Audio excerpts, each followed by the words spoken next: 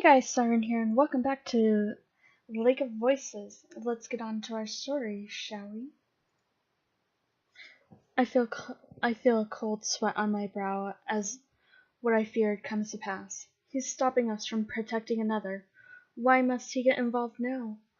Why can he not leave us to make our own decisions? You don't worry about me.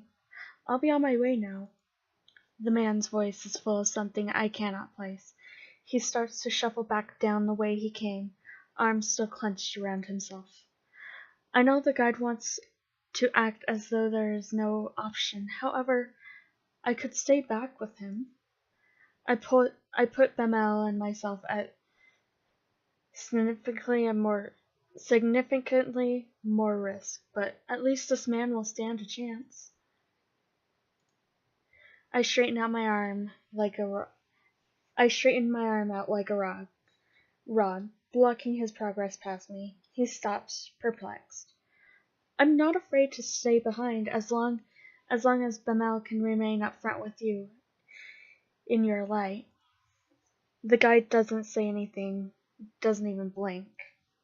Bemel smiles sadly at me. One can always count on you, Kika.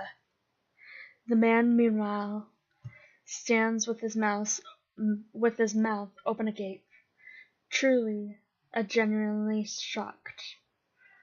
Well, what will it be? That's fine. That is fine by me. I can stay on the fringes of your light. That way you won't have to worry about a repeat of what happened earlier. The guide doesn't acknowledge him. He stares at the stranger. The man shakes under the tension. No, really, I can just go on my own. It's fine. I step closer to him, lending the support he seems to desperately need. You do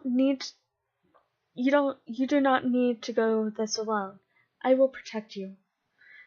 The man stares at me. I return his gaze, willing him to see my serenity.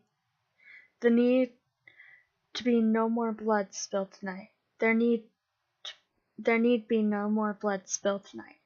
Slowly the fear melts off his face, replaced with something like resignation. Then he drops his gaze to the floor. Okay. All right. I grasped his shoulder and turned to the rest of the group. You should get a head start, correct? You'll have to put some distance between us. The guide seems to agree as he starts to walk away without another word. Bemel smiles first at the stranger, then at me. Take care back here, all right? We'll all be together again when we reach the halfway island. It won't be too much longer now.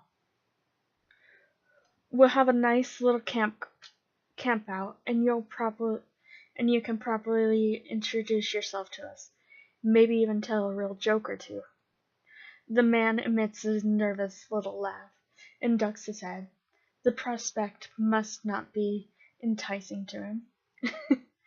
With the stranger having pulled himself out of the conversation, Bemel looks seriously at me. I'm sorry to put you in even more. Stop! Bemel shakes his head, still smiling. I don't begrudge you at all. In fact, I'm glad you did. All I want is for you to remember that goal, each of us, together on the island and then the other shore, safe. This isn't about what our job is or where other people need us to be. I nod in response. Bemel opens his mouth, then closes it. He swallows hard. You too. I'm surprised to hear his voice wavering slightly. He swallows again, then continues. You two should look out for each other. He takes a few steps back, as if to go, but his eyes don't leave mine. He hesitates for a moment, then he crosses back to me and puts a hand on my shoulder.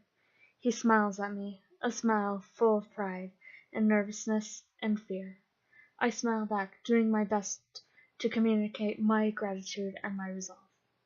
I can't tell whether he understands. He softly glides his hand down the width of my arm before moving away for good. The guide's figure disappears with only his lantern to lead the way. That's kind of cool. I love the artwork of this game. It looks awesome.